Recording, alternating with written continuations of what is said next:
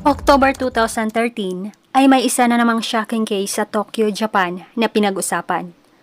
Ito ang kwento ng sinapit ng biktimang si Suzuki Saaya, 18 taong gulang, isang baguhan sa acting industry. Natagpuan siyang wala ng buhay sa labas ng kanyang sariling bahay.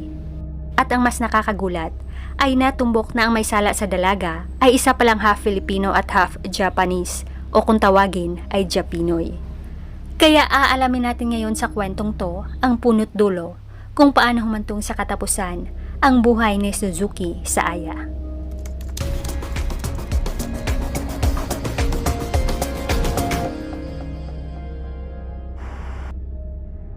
Ang kwentong to ay magsisimula sa lalaking nagngangalang Charles Ekenaga, isang half Filipino at half Japanese. Bago siya ipinanganak, ang kanyang ina ay nagtatrabaho pa noon sa Japan. At sa trabaho ay nakilala at nakarelasyon nito ang isang Japanese. At sa relasyon nila ay si Charles nga ang naging bunga. Umuwi muna sa Pilipinas ang kanyang ina at dito na ipinanganak si Charles. Ngunit matapos siyang isilang ay agad namang bumalik sa Japan ang kanyang ina para magpatuloy sa trabaho. At iniwan naman siya sa pangangalaga ng kanyang lolo at lola. Una rin kasing napagplanuhan ng kanyang ina na maging Filipino citizen si Charles. Ngunit ang planong to ay hindi na naging posible pa. Dahil nung mahigit 2 taon na si Charles ay kinuha siya ng kanyang mga magulang para permanente ng manirahan sa Japan. Ngunit wala din palang magandang dulot ang pagkuha sa kanya. Dahil hindi din siya naaalagaan ng mabuti at nababantayan ng kanyang ina dahil palagi itong abala sa trabaho at 10 oras na ng gabi kung umuwi. At ang madalas lang niya kasama sa bahay ay ang kanyang ama. Ngunit maging ito ay wala ding pakialam sa kanya. Wala itong ipinapakitang pagmamahal at kalinga kay Charles. Kaya madalas siyang naiiwan na naglalaro mag-isa. Simula noong pagdating niya sa Japan, ay nahirapan na siyang i-adapt ang Japanese culture at lifestyle. At ito pa lang ang simula kung paano mahubog ang pagkatao ni Charles. Dumating ang panahon na madalas nang nag-aalitan ang kanyang mga magulang. Hanggang sa tuluyan na ang mga itong nag-divorce noong si Charles ay 4 na taong gulang na. At naiwan naman siya sa kustudiya ng kanyang ina. Hindi na siya inuwi pa sa Pilipinas, kundi lumipat na lang sila sa ibang lungsod sa Japan. Ngunit hindi rin nagtagal, ang kanyang ina ay nagkaroon agad ng panibagong karelasyon, hanggang sa lumipat na sila sa apartment nito. Pero tulad ng dati, ay hindi din naging matino ang kinakasama ng kanyang ina. Wala itong permanenteng trabaho. At ang ina lang ni Charles na nagtatrabaho sa isang Filipino pub ang bumubuhay sa kanila. Kaya muli si Charles ay naging malungkuti na bata dahil sa kakulangan ng atensyon sa kanya. Dumagdag pa na madalas na ding nag-aaway ang kanyang ina at live-in partner. At sa kabila ng pagiging bayolente nito ay hindi pa rin nakipaghiwalay ang kanyang ina. Kaya namulat na lang si Charles sa isang magulong pamamahay at tiniis na lang niya makisama sa karelasyon ng kanyang ina.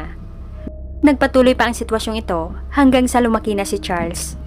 At sa edad niyang 11 taong gulang, ay naghiwalay na ang kanyang ina at ang kinakasama nito. Ngunit, nagpaulit-ulit na lang ang kinagisnang buhay ni Charles dahil agad ring nakakahanap ng panibagong karelasyon ang kanyang ina. Naging dahilan ito na nagpalipat-lipat na sila ng tirahan. Kaya hindi rin nagkaroon ng long-term friends o mga malapit na kaibigan si Charles. May mababa lang din na income ang kanyang ina at nagkapatong-patong na din ang kanilang mga overdue bills. Kaya madalas ay napuputulan sila ng ilaw sa bahay at madalas na lang din silang naliligo sa communal bathhouse. Nang nakapagtapos na ng high school si Charles ay namasukan na siya bilang part-time worker. Ngunit sa mga social media accounts niya ay pinalabas niyang isa siyang active university student sa Kansai region. Sa panahon to ay isa na siyang legal Japanese citizen dahil matagal na siyang residente dito. At noong July 2011 ay nakilala niya online ang isang magandang dalaga na si Suzuki Saaya, isang residente sa Mitaka City, Western Tokyo. Si Saaya ay mailalarawan naman noon na isang seryosong bata at napapalibutan ng maraming kaibigan. Prioridad nito ang pag-aaral, kaya naman bawat antas ay nag-excel siya sa klase. At madalas pa siyang kinukuha na maging leader sa mga activities. At paborito din niyang talakayin ang arts at English subject. Maliban dito ay mahilig din siya sa pagtugtog ng piano. Dahil sa may maganda rin siyang physical na katangian, kaya na-discover siya ng isang entertainment talent scout. At simula nito ay ilang beses na rin siyang nag-appear sa mga TV dramas at pelikula. Pangarap naman ni Saya na maging isa siyang kilalang aktres balang araw. Kaya sumali siya sa iba't ibang entertainment activities at workshops para ma-enhance pa ang kanyang talent. Ayon pa ng mga kakilala at pamilya, ay si Saya ang dalagang may nakaset ng goal para magkaroon ng magandang kinabukasan. Ngunit ang lahat na ito ay hindi inaasahang maglalaho lang pala simula nung nagtagpo ang landas ni Saya at Charles Ekenaga. Sa taong to, si Charles ay 19 na taong gulang na at si Saya ay 16 na taon naman. Sa unang pagkakakilala nila, ay itinago naman ni Charles sa dalaga na isa siyang half Filipino at half Japanese. Ipinaalam ng binata na isa daw siyang half South American at half Japanese. At katulad sa iba niyang mga nakilala, ay ipinalabas din ni Charles kay Saya na nag-aral daw siya sa isang private university. Mas naging interesado pa sa kanya ang dalaga dahil pareho silang dalawa na marunong mag-English. At nagkarelasyon na sila noong December 2011. Long distance naman ang kanilang relasyon dahil nasa Mitaka City si Saya at nasa Kyoto si Charles. Regular ding binibisita ng binata ang nobya sa Mitaka tuwing sahuran niya sa mga part-time jobs. Sa isip naman ni Charles ay nakakaysaya na ang pagmamahal at atensyon na hinahanap niya na hindi niya naranasan simula noong pagkabata niya. Ngunit matapos ng 9 na buwan ay nagsimula nang mag-deteriorate ang kanilang relasyon. Pinagdududahan na ni Charles ang nobya na nakikipag-flirt daw sa iba at naging obsessive na siya. May mga pagkakataon na pinagbabawalan na niya itong makipag-communicate sa ibang mga lalaki. Naging paranoid na siya at nagkaroon na ng nakababahalang personalidad. Dahil sa kanyang pag-uugali, kaya mas lalo lamang lumayo ang loob sa kanya ni Saya. At taglagas noong 2012 ay tuluyan na siyang hiniwalayan ng nobya. Prioridad kasi ni Saya na mag-focus na lang siya sa pag-aaral. Ngunit, hindi matanggap ni Charles ang desisyon ni Saya. Ilang beses na siyang nakiusap na magbalikan na sila. Ngunit, paulit-ulit na din siya nitong nireject. Dahil sa desperasyon ni Charles, kaya sinimula na niyang hinaharas si Saya. Dahil dito, binlock na ng dalaga ang kanyang mga tawag at emails. Ngunit, hindi pa rin ito tinantanan ni Charles. May isang pagkakataon pa na nag-message ang binata sa kaibigan ng dalaga at sinabi niyang tatapusin daw niya si Saya. Kaya sinabihan din ni Saya ang kaibigan na i-block din ang numero ni Charles. Ngunit, hindi pa rin tumigil ang binata sa pang-i-stalk at pananakot niya kay Saya. May mga pagkakataon pa na nakaabang siya sa labas ng bahay ng dalaga at bigla na lang din siyang sumusulpot sa mga lugar na pinupuntahan nito. Katapusan noong September 2013 ay gumawa na ng hakbang si Charles. Gumawa na siya ng travel budget at checklist para sa kanyang plano. Nakalista sa kanyang computer ang kutsilyo, guwantes at lubid. At ang mas malala pa nito ay pinahiya pa ng binata si Saya para siya ay makapaghiganti. In-upload niya sa mga websites ang mga intimate photos ng dalaga. October 4, 2013 ay lumapit na si Saya sa principal. At pinayuhan naman siya nito na mag-file agad ng complaint sa mga pulis. Ngunit hindi agad nakapag-report ang dalaga dahil sa labis na pagkapahiya niya sa ginawa ni Charles. Ngunit noong October 8, 2013 ay nagkalakas loob na siyang mag-report sa mga pulis. Sinamahan naman siya ng kanyang mga magulang. At hininga na rin siya ng copies ng mga emails at messages na naglalaman ng pananakot at pagbabanta ni Charles. At sakaling hindi pa rin titigil si Charles matapos ang warning ay saka na siya kakasuhan. Sa stalking law kasi sa Japan ay may mga proseso na sinusunod ang mga pulis. Una ay oral warning sa mga stalkers. Sunod ay written warning sakaling hindi pa rin sila titigil. At sunod na ang pag-file ng criminal case. Kaya ang ginawa ng mga officers ay una nilang tinawagan si Charles. Ngunit, nakatatlong tawag na sila ay wala pa ring sumasagot. Hanggang sa nalaman na lang nila na hindi ito numero ni Charles. Numero pala ito ng kakilala niya. Nakikigamit lang pala si Charles ng cellphone. at hindi na rin nila nahanap pa ang binata dahil palipat-lipat ito ng tirahan.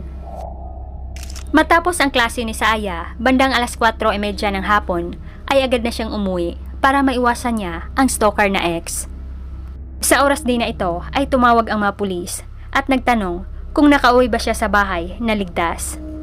Walang kaalam-alam ang dalaga sa panganib na nakabang sa kanya sa loob ng aparador. At matapos ang pagtatawagan nila ng officer, ay saka na siya binigla ni Ekenaga. Lumabas ito bigla sa may aparador at inatake si Saya gamit ang dalang kutsilyo. Kaya nagtamo ang dalaga ng mga sugat sa may bandang tiyan at braso. Nakatakbo pa siya sa labas ng bahay, ngunit naabutan din siya. At sa pagkakataong ito, ay pinunteriya na ni Charles ang leeg ni Saya. Saka tumakbo ang binata, papalayo. Isa namang kapitbahay ang nakakita sa papalayong si Charles. Saka na nito nakita si Saya na nakabulagta na sa ground sa labas. Agad namang tumawag ang kapitbahay sa mga pulis at emergency. At naisugod pa sa ospital ang dalaga, pero agad din siyang binawian ng buhay dahil sa blood loss. Ang manhunt kay Charles Ekenaga ay nagtagal naman ng mahigit 70 minuto. Saka na nila ito nahuli malapit lang sa Mitaka City. Sa interrogation ay inamin naman ni Charles kung paano at bakit niya ginawa ang krimen. Ayon pa niya ay bumili talaga siya ng kutsilyo para lang tapusin si Saya dahil ayaw na nitong makipagbalikan sa kanya. Noong hapon ng October 8 ay naghintay pa daw siya ng tiyempo, saka siya umakyat sa likod ng bahay at pumasok sa aparador. Doon na siya naghintay kay Saya ng mahigit 2 oras. Nahaharap naman sa matinding kritisismo ang Mitaka Police Department dahil sa sinapit ni Saya. Ngunit nag-reason out sila na ginawa na nila ang lahat na hakbang at inaksyonan agad nila ang stalking incident. At dagdag pa nila ay nagkataon lang talaga na mayroon lang short timeline ang pag-report ng Suzuki family at ang murder. Umaga nung nag-report ang pamilya sa stalking incident at hapon na noong nangyari ang murder. Isa pa, hindi rin nila na-trace ang lokasyon ni Ekenaga dahil wala itong fixed address. Sa araw ng paglilitis ay ninanais naman ng pamilya ng biktima na mabigyan sana ng death sentence na parusa sa Ekenaga. At hindi rin sila naniniwala sa words of apology nito. Ayon pa ng ina ni Saya ay naging desperate na ang kanyang anak matapos nitong makita ang mga intimate niyang larawan na kumalat sa internet. At sa huling araw ng paglilitis noong August 1, 2014, ang 22 taong gulang na si Charles Ekenaga ay nag-plead ng guilty. At sinentensyahan naman siya ng Tokyo District Court ng 22 years imprisonment. Ngunit, noong August 2015 ay muli na namang inilitis si Charles Ekenaga dahil sa pag-violate niya sa law on prostitution at pornography. Related pa rin sa pagkalat niya noon sa mga intimate photos ni Suzuki. Sa araw na to ay humiling naman ang depensa niya na bigyan lang sana siya ng lenient sentence na 14 years imprisonment dahil sa rason na naapektuhan na daw ang personality development ni Charles dahil sa mga karanasan niya simula pagkabata. Sa huli ay hindi pa rin nabago ang desisyon ng conviction kay Charles Ekenaga na natili siyang sinentensyahan ng 22 years imprisonment. Sa kasong to ay marami namang nakaka-relate, lalong-lalo na ang mga babae, dahil laganap na ang stalking sa iba't ibang bahagi ng Japan.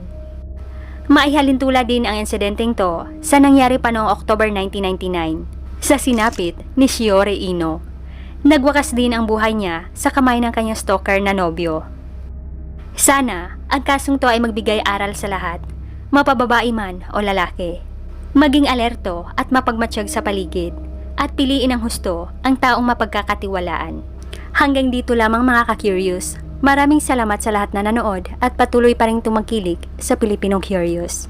Maraming salamat kay Jay Samhia, Wonderland, Bilog Maldita, Kaloy Loreta, Randy Piano, My Demon Inside, Aized Danref, Den Vilbar from Consolacion Cebu, Lady Isa, Ray Vargas, Daryl Gentalibong, Dempol Serda, Pretty Angel, Lexi, Loz Tiniso from Saudi Arabia, Eugene, Gamiz, Adel Salinog, Jenelan Ligario, Chabs from Kuwait, Eleo Kabukulan, Snowber from Hong Kong, Lisa the Explorer from Netherlands, Maria Cassandra, Alano Barona, Katerina Babiera, Mojib Mangigin, Jacob Hernandez from Bicol, Naga City, at Aljon Bernal.